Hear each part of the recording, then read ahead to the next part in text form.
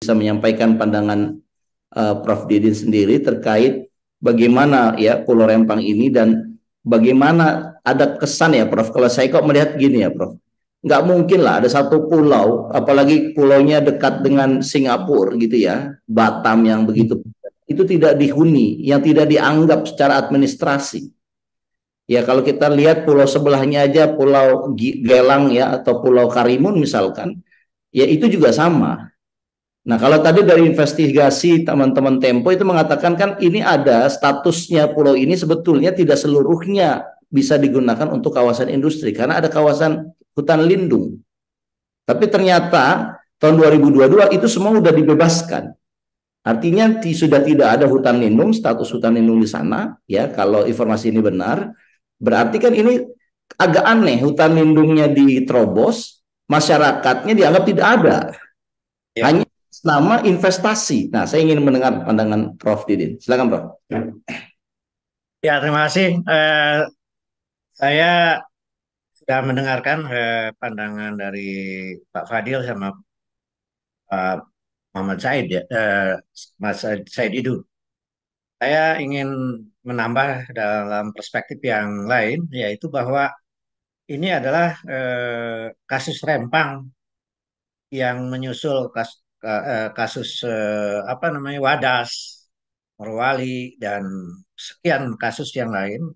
Yang Rempang ini adalah memang paling ekstrim ya dari sebuah pendekatan pembangunan terutama di era Jokowi ini adalah orientasi mengejar pertumbuhan ekonomi tinggi secara ekstrim sehingga mengorbankan apa kalau perlu misalnya tadi menggusur rakyat, menghancurkan ekologi, apa mengabaikan konstitusi bahkan.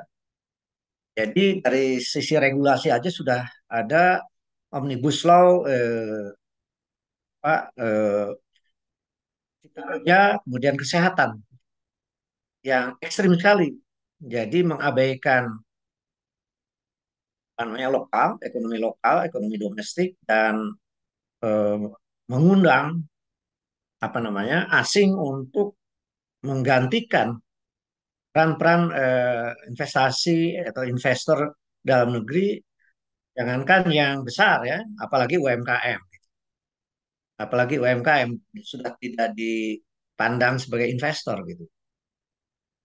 Saya kira ini adalah sebuah pendekatan pembangunan yang apa namanya, bahkan dalam perspektif yang lebih apa pluralis. Ini adalah bentuk neokolonialisme sebenarnya, kolonialisme baru ya, di mana apa, inlander penduduk itu dianggap sebagai orang yang tidak berdaya begitu, kemudian ada datanglah kalau dulu VOC yang kemudian mengurus Nusantara ini, mengeksploitasi sumber daya alam, tenaga kerja dan sebagainya, dan hasilnya diangkut ke negara apa negara penjajah. Gitu. Sekarang ini mirip sebenarnya kan, cuma dalam bentuk baru. Jadi sebuah neokolonialisme lah begitu. Satu kolonialisme baru di mana rakyat tidak dianggap masuk apa masukan-masukan dari kalangan NGO, dari kalangan perguruan tinggi, kalangan akademisi dan sebagainya dan penuh ingin apa dengan segala ongkos investasi asing itu segala-galanya. Gitu. Jadi ini dampak dari mengejar pertumbuhan ekonomi secara ekstrim menurut saya. Nah, apa namanya? Jadi ini konsekuensi yang apakah ini bisa diterima? Sementara sudah kita dibereskan dulu tuh apa namanya parlemen yang tidak ada check and balances, kemudian orang-orang kritis kemudian apa namanya diserang oleh apa namanya buzzer, influencer dan sebagainya, sehingga negeri ini menjadi makin apa makin makin dimiliki oleh kalangan eh, kelompok kecil yang mengendalikan keseluruhan yang disebut dengan oligarki yang sudah kita bahas eh, begitu lama ya. Apakah itu oligarki politik? Nah, sekarang mungkin nanti tinggal analisis mana sih sebenarnya antara oligarki politik dengan oligarki bisnis ini yang lebih decisive, yang lebih menentukan gitu. Nah, tadi Pak Muhammad tadi itu mengatakan ini adalah eh, investasi berbasis oligarki.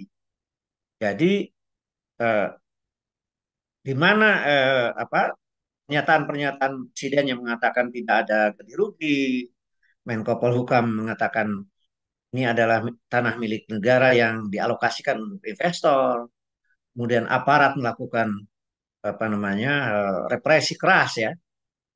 Eh, Bahkan terakhir saya dengar tadi siang pernyataan Kapolri akan ditambah 400 kekuatannya lagi TNI Polri. Berarti memang ini suatu kursif yang luar biasa yang kalau dibiarkan apa namanya perlawanannya juga dari kalangan masyarakat setempat apa apa yang menghuni di sana mayoritas itu Melayu dan beberapa suku lain mereka sudah melakukan pernyataan juga ekstrim bahwa kami siap apa namanya mati berdiri daripada kami diusir. Ini saya kira berbahaya situasi ini. Oleh karena itu saya bukan hanya melihat Rempang ya, karena Rempang ini ekstrim ya, dan ada ekstrim berikutnya yang bisa dilakukan. Wadah sudah terjadi, kemudian Morowali sudah terjadi di kasus apa namanya eh, apa tambang nikel. Kalau ini adalah pabrik kaca dari China, gitu. Kemudian katanya lalu eh, perusahaannya milik Miwinata akan membangun sebuah kawasan yang hampir keseluruhan pulau untuk eh, apa namanya yang disebut dengan city green city gitu. Ini mungkin istilah yang kafrin saja sebenarnya yang eh, dikhawatirkan nanti dengan dominannya investasi dari RRC ini akan juga seperti di Morowali, yaitu eh, bukan hanya yang tenaga skill, semi skill, bahkan tenaga kasar. Jadi akan terjadi migrasi besar-besaran dari sana ke pulau itu. Sesudah terjadi di Morowali dan di Ternate. Nah ini dan kalau kalau dilihat tidak terlepas dari longitudinal plan 100 tahun China yang memang menginginkan satu eh, apa semacam migrasi ke negara-negara lain beriringan dengan investasi mereka karena mereka sudah menganggap 1,5 miliar lebih itu penduduknya yang dipatut dimigrasikan ke negara-negara lain dengan investasi itu. Jadi ini saya kira harus menyadarkan keseluruhan elit politik, elit negara ini, termasuk juga elit pengusaha yang masih punya spirit patriotik untuk mengevaluasi kembali buah paradigm pembangunan yang ekstrim ini, mengejar pertumbuhan tinggi secara ekstrim. Walaupun nanti bisa kita tahu bahwa pendekatan ini justru menghasilkan pertumbuhan yang mediocre, ya, yang hanya 5%-an begitu ya, tidak setinggi zaman Pak Harto yang 7,5%. Yang tadi dikatakan lebih manusiawi gitu ya, lebih dipertimbangkan soal AMDAL, pertimbangkan penciptaan kesempatan kerja lokal, kemudian menyerap teknologi, menyerap apa namanya keahlian dan sebagainya. Sekarang ini sepertinya di kasus Morowali dan Ternate tidak terjadi tuh. Nah, di sini pun di Rembang akan begitu. Jadi pengusiran ini adalah sebuah konsekuensi dari pendekatan yang salah menurut saya secara konstitusi itu. Yang kedua yang ingin saya sampaikan adalah problem tata kelola ya. Jadi ini kan buruk sekali. Kalau lihat tadi kronologis yang dicatat Tempo itu kan buruk sekali. Tiba-tiba aja Menko Perekonomian melakukan groundbreaking, rupanya penduduk sudah siap untuk melawannya dan terjadi sebuah konflik. kekerasan antara aparat dengan rakyat. Kan ini dua-duanya sebenarnya pihak yang tidak boleh berhadapan. Tapi karena ada sebuah sebuah cara strategi pembangunan yang salah yang diterjemahkan kepada investasi yang eh, sangat memprioritaskan asing dibanding lokal, itulah yang terjadi. Kemudian diteruskan dengan pernyataan-pernyataan juga yang menandakan memang tidak ada transparansi, tidak ada akuntabilitas, social accountability. Kan kelihatan sekali pernyataan Pak Jokowi sendiri gitu kan, pernyataan Mahfud MD sebagai Menko Polhukam dan beberapa apa namanya elit negara yang lain ya. Nah, padahal apa namanya pendekatan ini pun kalau lihat secara luas, yang ini adalah mengikuti saja publik kaca ini kan investasi-investasi, apakah itu kereta api cepat, infrastruktur tol, kemudian apa bandara, kemudian apa namanya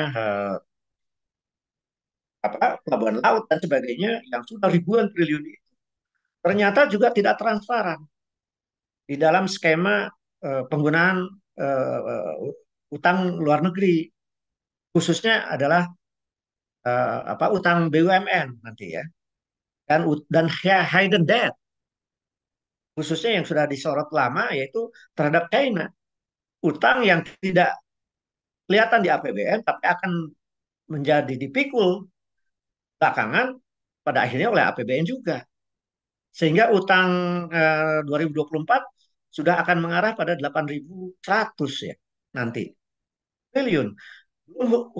Hidden debt yang dipikul oleh BUMN yang sekarang ini sudah 8.350.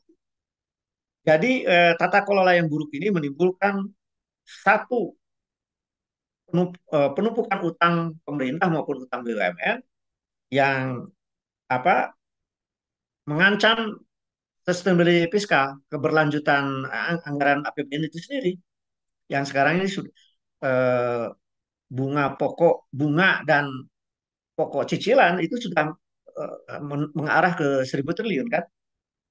Jadi sebenarnya pemerintah akan kerepotan sendiri ini. Dan yang berikut adalah biasanya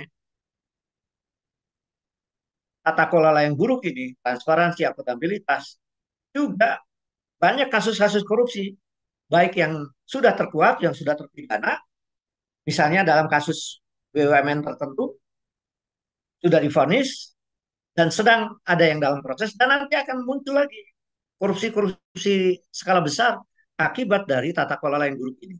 Dalam manajemen apa namanya pembangunan, khususnya dalam investasi yang namanya mengejar pertumbuhan ekonomi yang ekstrim gitu. Dan yang Baik, ketiga ya eh, adalah komunikasi yang buruk ya. Komunikasi publik yang sangat buruk juga dari pernyataan-pernyataan mulai dengan apa namanya pemahaman yang ahistoris tadi dari puncak pimpinan sampai menko-nya sampai menteri-menterinya gitu kan. Karena memang ini sebenarnya hanya hanya bahasa publiknya itu ngeles ini dari hmm, pendekatan yang sudah salah gitu. Pernyataan-pernyataannya itu menjadi gampang sekali dibantah dari data sejarah, data data administrasi di pemerintah daerah dan sebagainya. Oleh karena itu, menurut saya, apa namanya peristiwa di Rempang ini haruslah apa membuka mata hati dari para elit negara ini agar ini nggak boleh diteruskan, nggak boleh diteruskan. Dan karena yang jadi korban adalah rakyat itu sendiri, daerah-daerah, dan kerusakan lingkungan yang menyertainya nanti. Nggak ada yang bisa menghadang.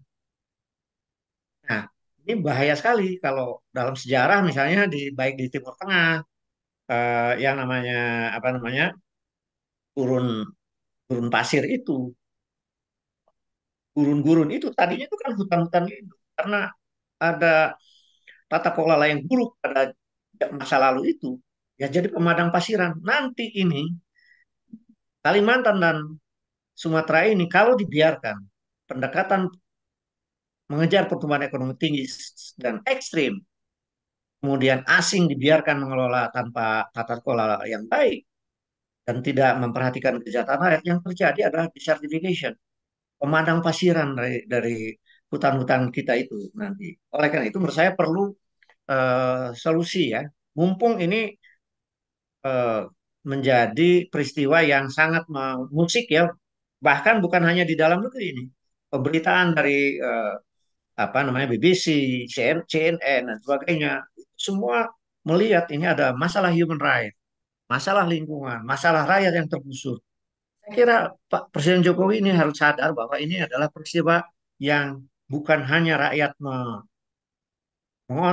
melihat persoalan ini secara sangat kritis, tapi juga dunia internasional. Jadi menurut saya haruslah kalau memang mau ada legacy Presiden Jokowi ini dirubah konsepnya gitu loh. Dari mulai soal pendekatan pertumbuhan ekonomi yang bukan hanya pertumbuhan ekonomi yang tinggi, tapi mensejahterakan rakyat dan apa governance bersih dari Baik, korupsi gitu. Dan berikutnya juga yaitu apa namanya mestinya di tingkat apa teknis, di tingkat teknokratis mestinya apa ada konsep baru membangun itu tidak harus perlu menggusur bahkan menempatkan penduduk lokal itu kayak di New Delhi ya.